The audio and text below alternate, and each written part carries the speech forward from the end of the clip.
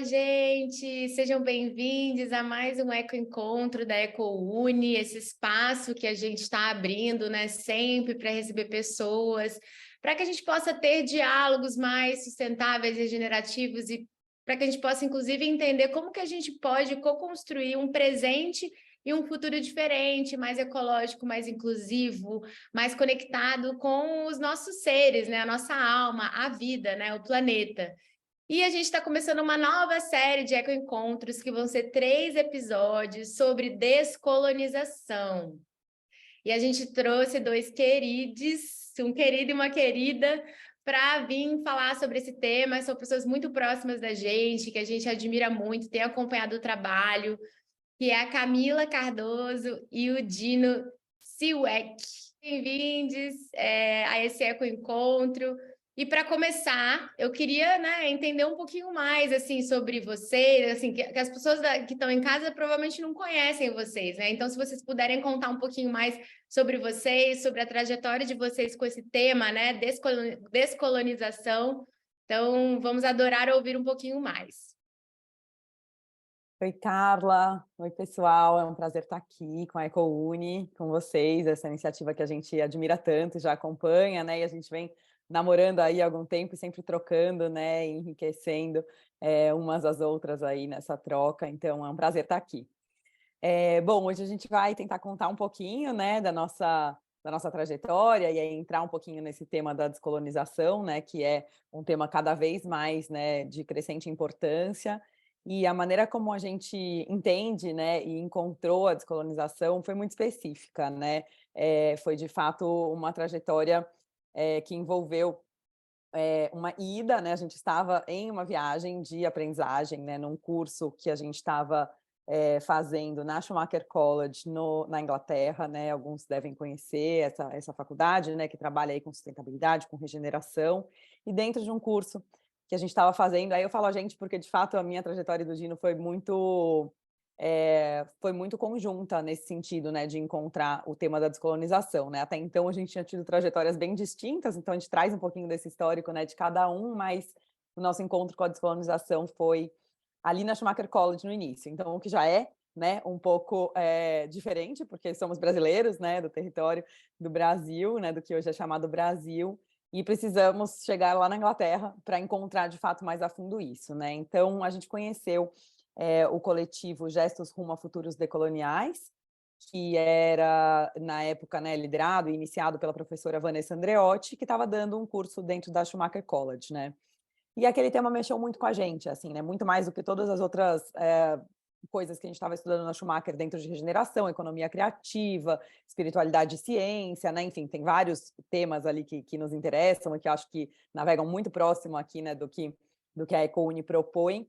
E a questão da descolonização como trazida pelo aquele coletivo, que era liderado por uma brasileira e já tinha em seu, né, no corpo coletivo indígenas brasileiros, mexeu muito com a gente e foi aquelas coisas meio chamado de vida mesmo, assim, nossa, vamos investigar mais isso, com certeza, essa é a guinada que a gente tem que dar, né?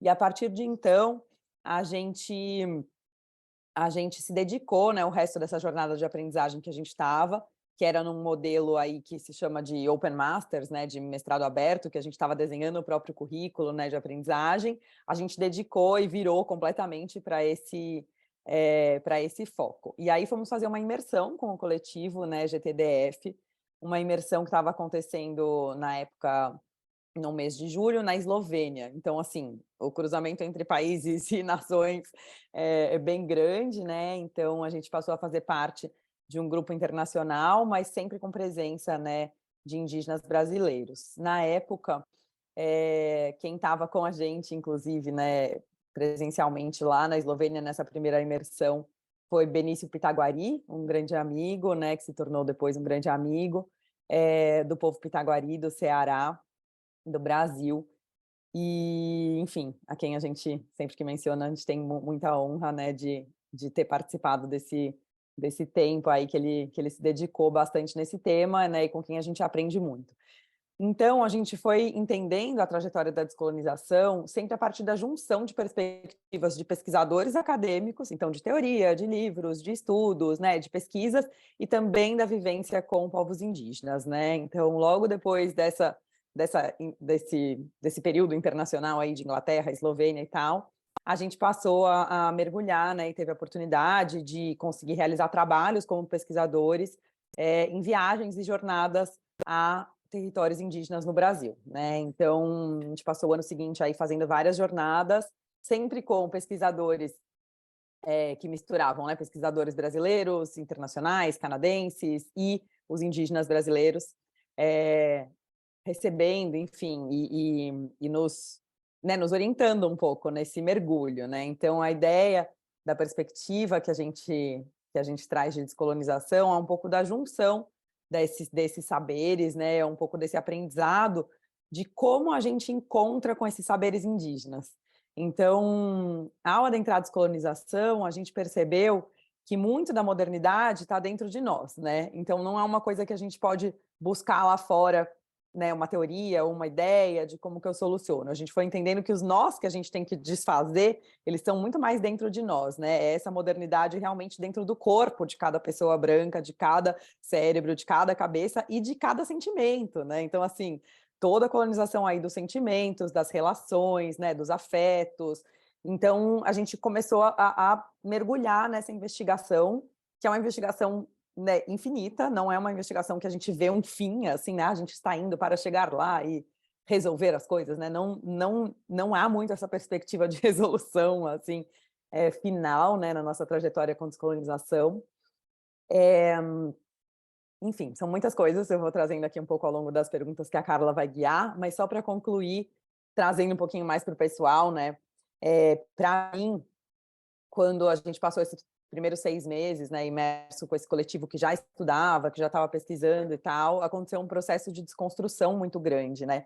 E de desconstrução de crenças mesmo, de valores, de ambições do que eu queria, né? Enfim, e foi muito difícil, porque é difícil quando a gente desconstrói tudo ao mesmo tempo, né? Quando de repente parece que todos os tijolinhos começam a cair e nada parecia se construir no lugar, assim. Então, pessoalmente, em 2018, quando eu fiz esse primeiro mergulho, foi pessoalmente um processo muito difícil mesmo, do qual eu ainda me vejo em reconstrução.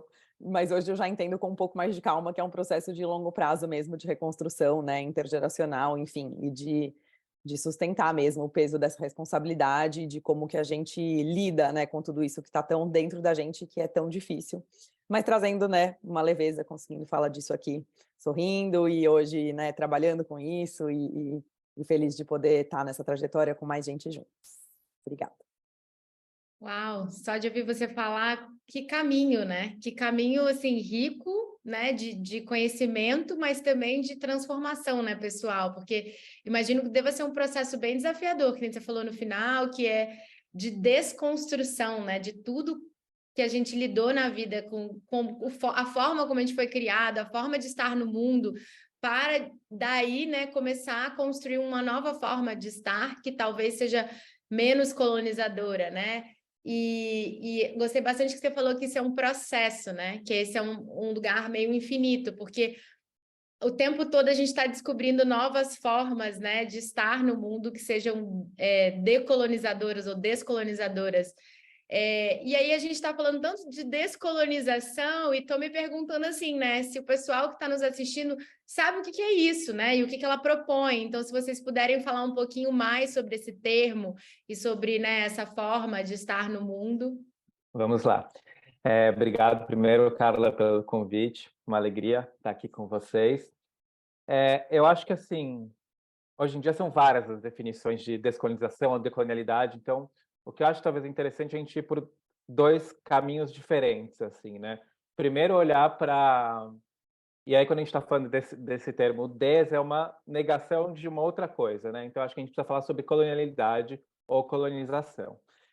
Todo mundo está um pouco mais acostumado com colonização, entendendo como esse processo das grandes potências europeias de ocupando outros países com bastante violência, né? Então, particularmente no Brasil, a gente pensa sobre a colonização portuguesa, e é parte disso, mas com o fim dessa ocupação formal do território, por exemplo, né? Então, quando começa o processo de independência do Brasil, a gente não pode falar que o Brasil foi descolonizado porque uma outra coisa persistiu, né? Então, as formas de poder hegemônicas, por exemplo, né? As formas como a sociedade é estruturada, as formas como as relações capitalistas são estruturadas, as formas de exploração, tanto da terra quanto exploração de corpos não brancos, são formas que persistiram.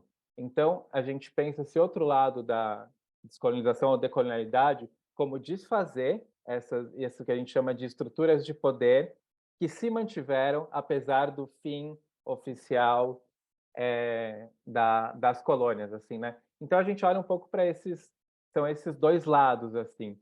E eu acho que esse termo ele passou a ser muito utilizado para uma série de coisas, né? Então a gente fala muito sobre, por exemplo, hoje descolonização das relações, descolonização dos afetos, né? Acabou que virou um termo que abarca muita coisa e o que é interessante, porque de fato é uma coisa muito abrangente, mas ao mesmo tempo é um pouco delicado e perigoso no sentido que aquilo às vezes se desconecta de uma certa essência que precisa ter também.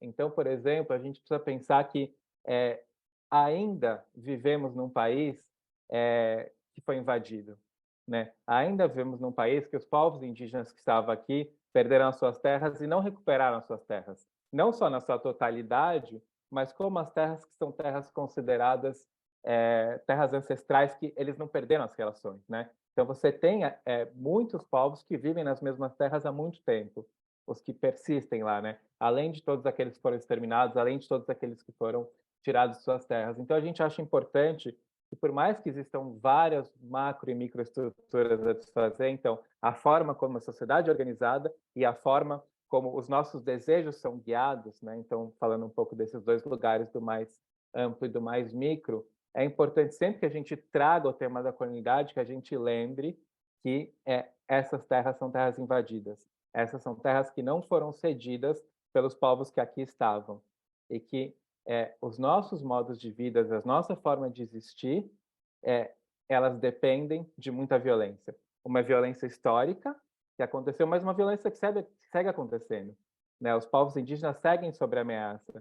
O racismo segue como uma coisa presente que limita as possibilidades de existência dos corpos não brancos, né? Então, quando a gente traz a colonialidade para esses vários aspectos, a gente não pode esquecer disso. Assim, ainda é sobre devolução de terras, é sobre várias outras coisas, mas ainda é sobre devolução de terras, né? A gente precisa sempre insistir nessa tecla para que a gente não roube esse termo e para que ele se transforme numa outra coisa, né? E para que ele perca de alguma forma, essa relação que é necessária com reconhecer uma violência que segue persistindo, né?